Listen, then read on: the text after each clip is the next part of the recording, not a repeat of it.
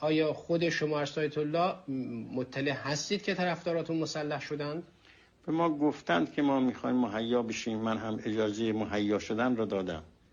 They have told me that they are getting prepared and I have given the permission to prepare themselves. Which means getting arms. که به معنای اینه که اسلحه جمع‌آوری بکنن. بله. Yes. Where do you get the arms from?